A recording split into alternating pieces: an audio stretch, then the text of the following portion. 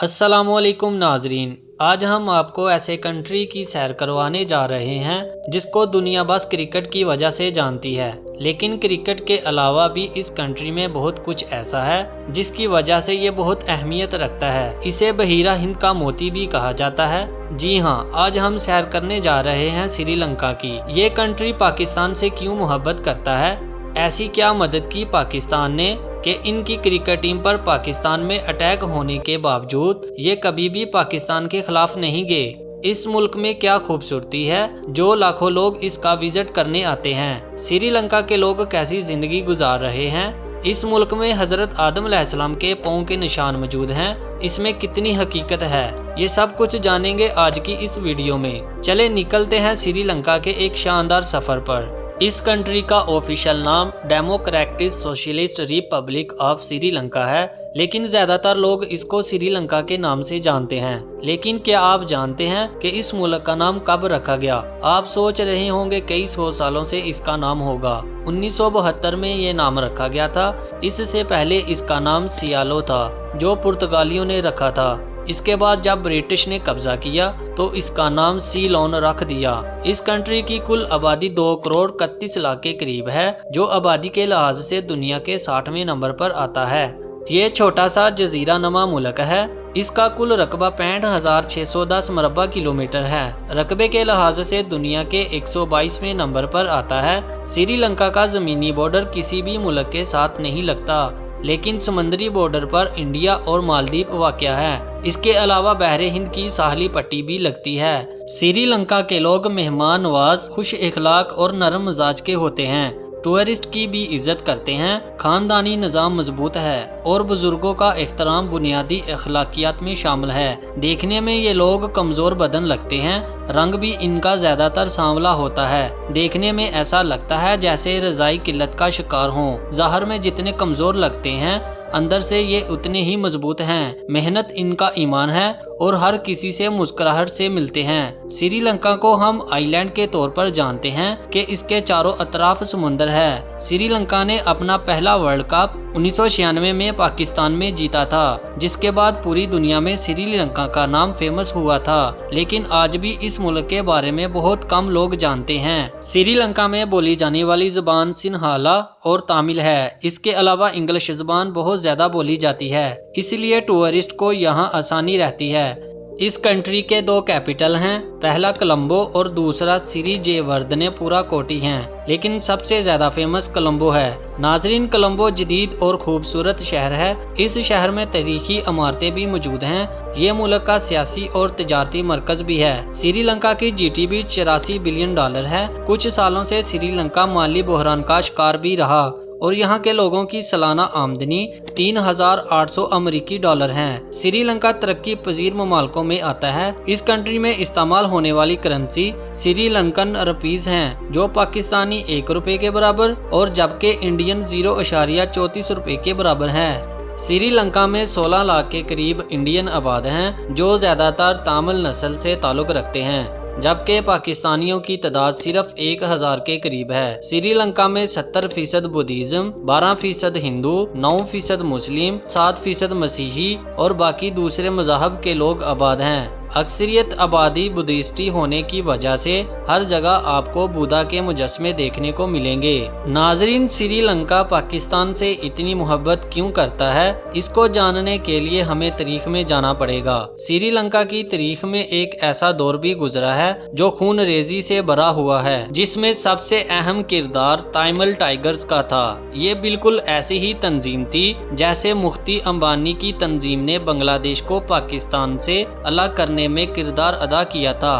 Tamil tigers दहशतगर्द तंजीम ने 1991 में राजीव गांधी का भी कत्ल किया था। इनका मकसद श्रीलंका को तोड़कर अपनी अलग रियासत कायम करना था, जिसमें कुछ हिस्सा श्रीलंका का और कुछ हिस्सा इंडियन का शामिल था। 2006 में पाकिस्तानी सफीर पर भी तमिल टाइगर्स ने हमला किया। इसके बाद पाकिस्तान ने श्रीलंका की मदद शुरू की ताकि इनका खात्मा किया जाए। 2009 में इनके खिलाफ फैसला कुन ऑपरेशन किया गया और तमिल टाइगर्स के سربراہ کو مار دیا گیا۔ اس کے بعد اس تنظیم کا مکمل طور پر خاتمہ ہو گیا۔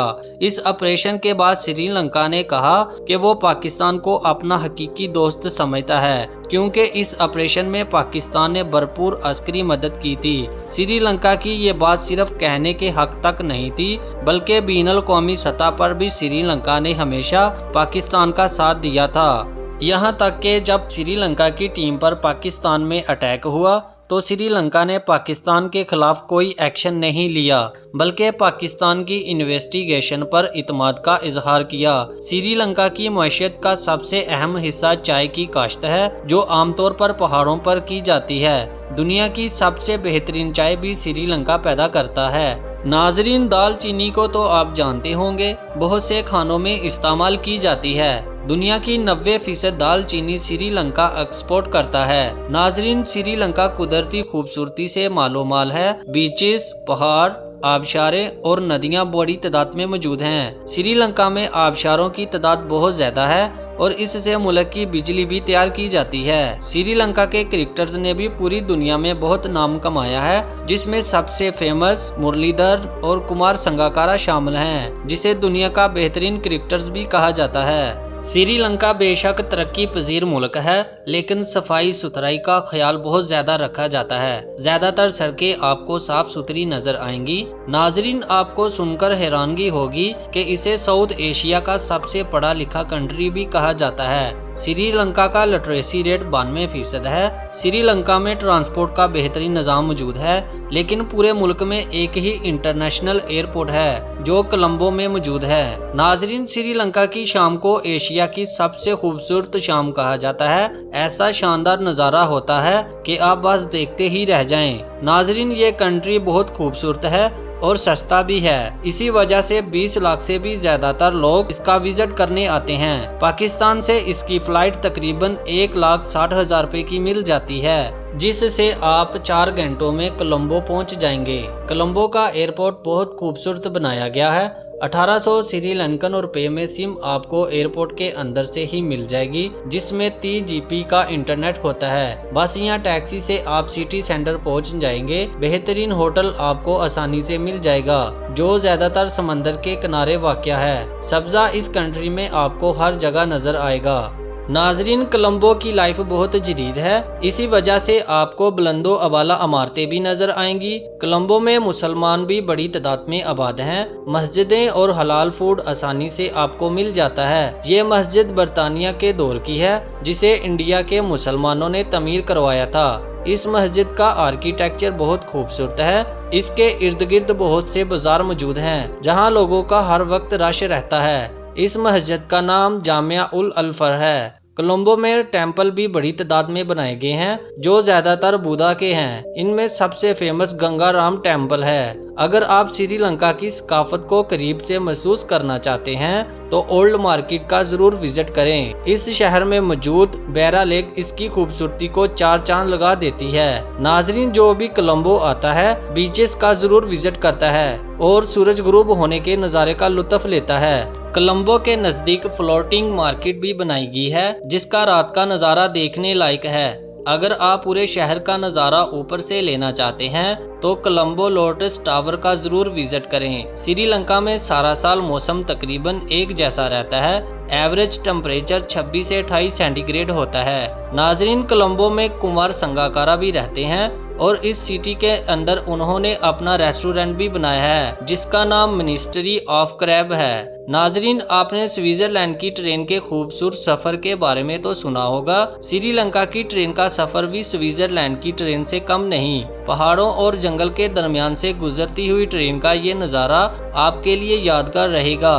ناظرین، کولمبو سے 217 کلومیٹر کے فاصلے پر ایک لائن راک موجود ہے، جو بہت اونچا بنا ہوا ہے، لیکن یہ صرف ایک پہاڑ نہیں بلکہ 1600 سال پرانا ایک محل ہے۔ ہندوؤں کا ماننا ہے کہ یہ راون کا محل تھا، لیکن تاریخ کی کچھ کتابوں سے پتہ چلتا ہے کہ اس جگہ کو سیگریا کہا جاتا تھا۔ اسے اس وقت کے بادشاہ کشیپا اول نے بنایا تھا۔ یہ تقریباً 1200 فٹ اونچا بنایا گیا ہے۔ اس کے اوپر جانے کے لیے लिए सीढ़ियां बनाई गई हैं, जिस पर जाते हुए आपको 1 से 2 घंटे लग सकते हैं। इसे लाइन रॉक इसलिए कहा जाता है कि इसके दरवाजे पर शेर के पांव बनाए गए हैं। कोलंबो से 140 किलोमीटर के फासले पर आदम्स पीक का एरिया मौजूद है। ये श्रीलंका का बहुत मजहबी मुकाम है। इसे कोहे आदम भी कहा जाता है।